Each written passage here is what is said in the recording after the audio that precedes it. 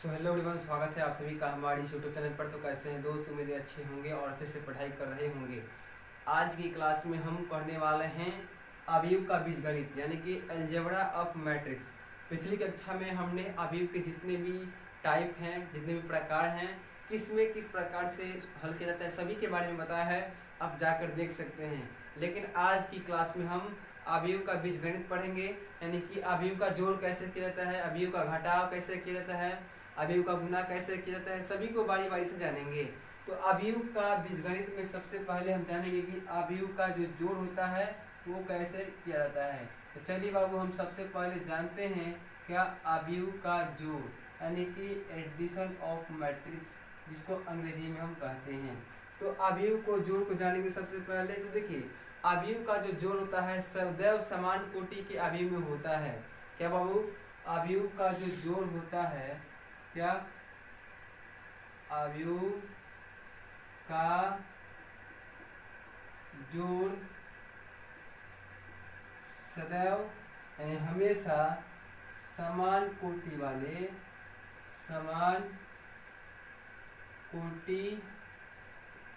वाले अवयव में किया जाता है या अवयव में होता है। कहने का मतलब ये है कि जो अवयव जिसका कोटि समान रहेगा उसी का आप जोड़ कर सकते हैं। आप एग्जाम्पल के जरिए समझिए। जैसे एग्जाम्पल दिया गया है बाबू, जैसे a बराबर दिया गया है 2, 3, 4 और 5, ठीक है। और b बराबर अवयव दिया गया है 1, 3, 4, 6, 2, 5। तो अगर आपसे ये कहेगा कि इसका आप जोड़ कीजिए यानी कि a प्लस b कीजिए, तो बाबू ये असंभव है। क्या? ये असंभव है, यानी इसका जोड़ कभी नहीं होगा, क्योंकि इसका जो कोटि है देखिए 1, 2 और 1, 2 यानी 2 गुने 2 का ये कोटि है। और इसका जो है 1, 2, 3 और 1, 2 यानी 3 गुने 2 का है। तो जो सदैव हम इसमें समान कोटि वाले का जोड़ ही होगा, संभव हो पाएगा। तो ये देखिए, दोनों का कोटि कहीं ना कहीं अलग है, तो इसका आप जोड़ नहीं कर सकते हैं। जोड़ तभी होगा जब यहाँ भी यानी 2 गुने 2 का ये रहेगा। जैसे आप समझिए कि 2 गुने 2 का रहेगा तो कैसे जोड़ किया जाएगा। जैसे 2 गुने 2 का दिया गया है और b बराबर देगा बाबू 4, 1, 3, 8, ठीक है। और इसका कहेगा कि आप इसको जोड़िए, यानी कि a प्लस b का मान क्या होगा, तब इसका आप मान निकाल सकते हैं। इसका मान संभव है जोड़ना, क्योंकि ये भी देखिए 2 गुने 2 का अवयव है। इसका भी कोटि 2 गुने 2 का है और इसका भी कोटि 2 गुने 2 का है। तो इसको आप कैसे जोड़ेंगे? देखिए a प्लस b का मान निकालना है, तो यहाँ 2, 3 और 4, 5 दिया गया है, ठीक है। और प्लस इसका जो है 4, 1, 3, 8 मान दिया गया है। उसके बाद देखिए, यहाँ जो पद है उसको इस वाले पद से जोड़िए, यानी जो पद जिसके सामने है, जहाँ है, उसी के साथ जोड़ा जाएगा। तो 2 और 4 कितना हो जाएगा? वो 6 हो जाएगा। और 3 को 1 में जोड़िएगा, यानी इसको आप इससे जोड़िएगा तो 4 हो जाएगा। फिर 4 में जोड़िए 3 तो 7 हो जाएगा। फिर 5 में 8 जोड़िएगा तो 13 हो जाएगा। यानी a प्लस b का मान देखिए ये आ गया। तो इस प्रकार से आप अवयव को जोड़ सकते हैं, ठीक है। अब हम जानेंगे अवयव के घटाव की, यानी कि अवयव के घटाव अगर आपसे पूछ दिया कि कैसे अवयव का घटाव किया जाएगा, तो आप उसे कैसे सॉल्व कीजिएगा। चलिए अवयव के घटाव को हम सॉल्व करना सीखते हैं। अब हम जानते हैं 2 नंबर यानी कि जो टॉपिक है अवयव का घटाव। सबसे पहले हमें जानना है कि अवयव का जोड़ कैसे किया जाता है। अब हम जानते हैं कि अवयव का घटाव कैसे किया जाएगा। तो दूसरा टॉपिक आप लिख लीजिए बाबू, अवयव का घटाव। क्या? अवयव का घटाव। तो जो नियम अवयव के जोड़ में लागू होता था वही नियम इसमें भी लागू होगा, यानी कि इसमें भी सदैव समान कोटि वाले जो अवयव होंगे उसी में आप घटा सकते हैं। तो कैसे चलिए घटाते हैं, चलिए इसको भी हम जानते हैं। जो नियम अवयव के जोड़ में लागू होता था वही घटाव में भी लागू होगा। जैसे दिया गया a बराबर 3, 4, 5, 2, ठीक है। ये अवयव दिया गया a का मान। और b बराबर देगा, क्या देगा? 2, 3, 3, 1, ठीक है। ये अवयव दिया a और b। और आपसे कहेगा कि आप बाबू ए में से बी को घटा दीजिए, तब आप कैसे घटाइएगा? तो जिस प्रकार से अवयव के जोड़ते थे, यानी कि समान जो यहाँ जो है और यहाँ जो है उसको जोड़ते थे, उसी प्रकार इसमें हम अब घटाएंगे। यानी कि देखिए हम लिखेंगे 3, 4, 5 और 2, ठीक है, इसको हमने लिख दिया। अब आपको माइनस करना है, यानी कि यहाँ हो जाएगा 2, 3, 3, 1, ये हो गया। अब आप देखिए ये और ये दोनों एक समान पद पर है, यानी कि एक जगह पर है। तो सबसे पहले हम देखिए अवयव के जोड़ में इसको जोड़ते थे, लेकिन अब यहाँ आपको घटाना है। तो 3 में से जो 2 जाएगा तो अब 1 हो जाएगा। फिर देखिए 4 में से 3 जाएगा तो 1 हो जाएगा। 5 में से अब 3 जाएगा तो 2 हो जाएगा, और 2 में से 1 जाएगा तो 1 हो जाएगा। यानी जब हमने अवयव ए को अवयव बी में से अवयव ए माइनस बी किया तो इतना आंसर आ गया। तो आप इस प्रकार से किसी भी क्वेश्चन को घटा सकते हैं। अवयव में अगर किसी भी क्वेश्चन को दिया गया हो तो आप आसानी पूर्वक हमें उम्मीद है कि घटा लीजिएगा। अब हम जानते हैं बाबू क्या अवयव का गुना। ठीक है, अवयव को गुना के सबसे पहले जानते हैं। तो अवयव का जो गुना हमारा तीसरा टॉपिक है, क्या अवयव का गुना। तो इसमें 2 प्रकार के गुना किए जाते हैं।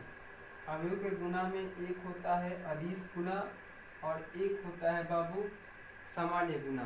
ठीक है, सबसे पहले हम जानते हैं ए नंबर, यानी कि अदिश गुना। अदिश गुना देखिए अवयव का गुना में 2 प्रकार के होते हैं। एक होता है अदिश गुना और दूसरा यानी कि बी होता है सामान्य गुना। ठीक है, आपको जहाँ समझ में नहीं आएगा आप कमेंट कीजिएगा, हम आपकी कमेंट को पढ़कर जिस टॉपिक यानी जहाँ आपको दिक्कत है उस पर हम फिर से वीडियो बना देंगे। तो देखिए अवयव के गुना में 2 टाइप होते हैं। पहला होता है बाबू अदिश गुना, दूसरा है सामान्य गुना। सबसे पहले जानते हैं कि अदिश गुना किस प्रकार किया जाता है। तो देखिए अदिश गुना बाबू, अदिश गुना जो होता है जैसे ए बराबर देगा 3, 5, 4, 9। ठीक है, और आपसे कहेगा तो बाबू 8 ए बराबर व्हाट। तो यानी कि 8 में आपको एक जितने भी मान दिए गए हैं उन सभी में गुना करना है। यानी कि हो जाएगा 8 ए बराबर हो जाएगा 8 और इंटू 3, 5, 4 और 9। उसके बाद आप सभी में गुना कर दी तो 8 3 का 24 हो जाएगा। उसके बाद 8 5 40 हो जाएगा, फिर 8 4 का 32 हो जाएगा और 8 9 72 हो जाएगा। तो ये हो गया अदिश गुना, यानी आपको अवयव का मान देगा और उसमें आपको संख्या से गुना करना होगा। और सामान्य गुना में कैसे होता है आइए समझते हैं। ऐसे सामान्य गुना में आपको समझाते हैं बाबू। जैसे यहाँ ए बराबर मान देगा 1 2 5 3। ठीक है, ए का मान दे दिया। उसके बाद बी का मान देगा। ठीक है, जैसे बी का मान देगा 4 3 2 7। ठीक है, ये बी का मान दे दिया और आपसे कहेगा कि ए इंटू बी का मान क्या होगा। तो इस गुना को सामान्य गुना के कैटेगरी में रखा गया है। तो देखिए अगर जहाँ भी ऐसे प्रश्न दिखे तो देखिए सबसे पहले ए वाले का मान लिखिए 1 2 5 3। ठीक है, ए वाले का हमने मान लिख दिया। उसके बाद इस बी वाले का मान लिखिए जैसे 4 3 2 और 7, ये हो गया। तो इसका जो गुना करने का नियम है बाबू, पहले ऐसे गुना होगा फिर ऐसे गुना होगा। यानी पहले 1 में गुना होगा 4 से। ठीक है, तो 1 में 4 से होगा तो 4 और बीच में प्लस। अब 2 में होगा 2 से तो यहाँ भी 4 हो जाएगा। उसके बाद सेम नियम उस प्रकार 1 में गुना होगा 3 से तो 3 हो जाएगा और प्लस 2 में होगा 7 से तो 7 गुना 14। अब देखिए इसका गुना करिए, इसमें फिर जोड़ दीजिए, फिर इसका गुना कीजिए, इसमें जोड़ दीजिए। तो 5 में 4 से हो जाएगा तो 20 हो जाएगा और प्लस 3 से गुना होगा 2 में तो 6 हो जाएगा। अब 5 में 3 से होगा तो 15 हो जाएगा और प्लस 3 में 7 से होगा तो 21 हो जाएगा। अब कुछ नहीं करना है, आपको जोड़ देना है। यानी 4 4 8 हो जाएगा, 14 3 17 हो जाएगा और ये 26 हो जाएगा। ठीक है, इसको अब जोड़िएगा तो कितना हो जाएगा बाबू ये 36 हो जाएगा। तो ये सामान्य गुना ऐसे रहता है। ठीक है, तो हमें पूरा उम्मीद है कि आपको सामान्य गुना भी समझ में आया होगा। अब आपने जान लिया कि अवयव का जोड़ कैसे किया जाता है, अवयव का घटाव कैसे किया जाता है। उसके बाद अवयव का गुना में दो टाइप, यानी कि एक अदिश गुना और दूसरा सामान्य गुना। अब हम जानते हैं अवयव का परिवर्त। ठीक है, अगला जो टॉपिक है अवयव का परिवर्त, चलिए उसी को हम जानते हैं बाबू। अब हम जानते हैं अवयव का परिवर्त। ठीक है, जिसको अंग्रेजी में कहते हैं ट्रांसपोज ऑफ मैट्रिक्स। ठीक है बाबू, क्या टॉपिक है? अवयव का परिवर्त। ये आखिरी टॉपिक है इस क्लास का, अवयव का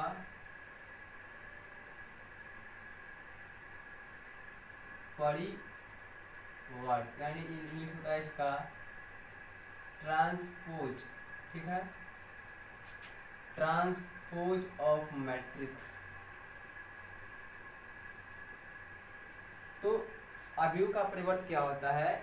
जब किसी अवयव के स्तंभ को पंक्ति में तथा पंक्ति को स्तंभ में लिखा जाता है तो इसे अवयव का परिवर्त कहते हैं। चलिए इसे हम लिख देते हैं। क्या? जब किसी अवयव के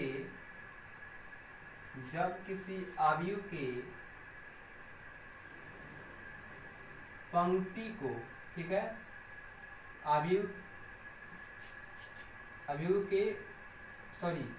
जब किसी अवयव के पंक्ति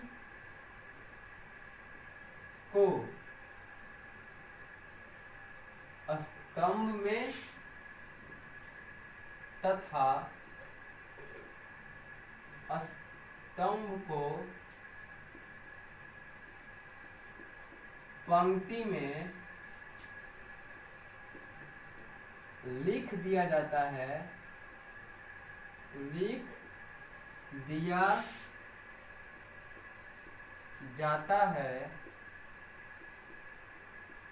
तो उसे क्या? तो उसे अवयव का परिवर्त कहते हैं। अवयव का परिवर्त कहते हैं। ठीक है, क्या नियम है बाबू? जब किसी अवयव के पंक्ति को स्तंभ में तथा स्तंभ को पंक्ति में लिख दिया जाता है तो उसे अवयव का परिवर्त कहते हैं। इसे बाबू, इसे ए डैश या एक के पावर टी यानी ए ट्रांसपोज से सूचित किया जाता है, यानी व्यक्त किया जाता है। जैसे एग्जाम्पल के जरिए आपको समझाएंगे। जैसे आप समझिएगा बाबू कि किस प्रकार इससे एग्जाम में क्वेश्चन बनते हैं। जैसे कि देगा एक अवयव देगा a बराबर 3, 4, 2, 5। ठीक है, ये अवयव दे दिया और आपसे कहेगा तो a डैश कहेगा तो या a ट्रांसपोज कहे तो दोनों का सेम अर्थ है। आपसे कहेगा कि a बराबर कितना, तो a ट्रांसपोज या a डैश का मान निकाल लें।